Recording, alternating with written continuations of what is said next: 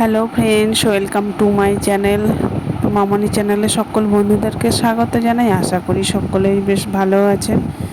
তো আজকে শুভ দীপাবলি, অনেক অনেক শুভেচ্ছা সকলকে। আশা করি সকলেরই আজকের দিনটা খুব ভালো কাটুক। আর দেখতেই পেলেন তুলসী তলায় প্রদীপ জ্বালিয়ে দিলাম, এরপর ঠাকুরের কাছেও প্রদীপ জ্বালালাম। তো আজকে একটা বিশেষ দিন, সেই উপলক্ষে একটা স্ন্যাক্স রেসিপি বানালাম, সেটা আপনাদের কাছে শেয়ার করতে চললাম। তো দেখতেই পেলেন এক বাটি ময়দা নিলাম, লবণ ও চিনি দিয়ে দিলাম, 2 থেকে 3 চামচ সাদা তেল দিয়ে দিলাম। তো তেলের পরিবর্তে আপনারা ঘিও ব্যবহার করতে পারেন। এরপর হাতের সাহায্যে ভালোভাবে দুলে দুলে ময়নটাকে মাখিয়ে নিলাম।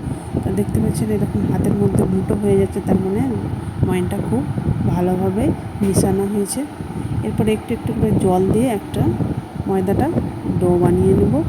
10 থেকে 15 মিনিট ঢাকা দিয়ে রেস্টের জন্য রেখে দেবো, যাতে ভালোভাবে সেট হয়ে যায়। তো 15 মিনিট পরে দেখতে পাচ্ছেন কত সুন্দর হয়েছে ময়দাটা। এরপর রুটির মতো একটু একটু করে বেলে নিলাম। এরপর একটা ছোট্ট বাটির সাহায্যে দেখুন এইভাবে কেটে নিলাম, যাতে এক সাইজের হয়, দেখতে ভালো হবে।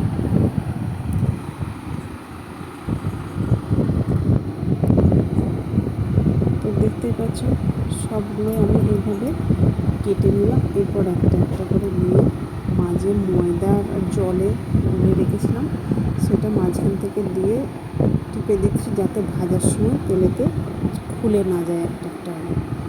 সেই জন্য মাঝে ওই ময়দার গোলাটা দিয়ে আঙুলে করে একটু চেপে দিচ্ছি। এইভাবে একটা পেনের সাহায্যে আমি দেখুন চেপে দিলাম। একইভাবে সবগুলোই করে নেব। তো আপনাদের বোঝানোর জন্য আরও একটা দেখিয়ে দিলাম। তো দেখতে পাচ্ছেন একটা একটা করে নিয়ে মাঝে ময়দার মিশ্রণটা আঙুলের সাহায্যে দিয়ে দিচ্ছি।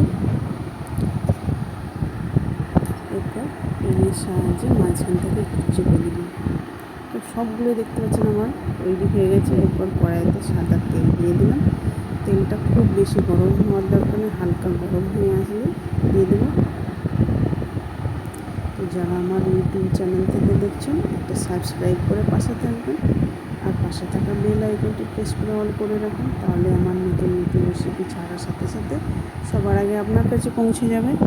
তো দেখতেই পাচ্ছেন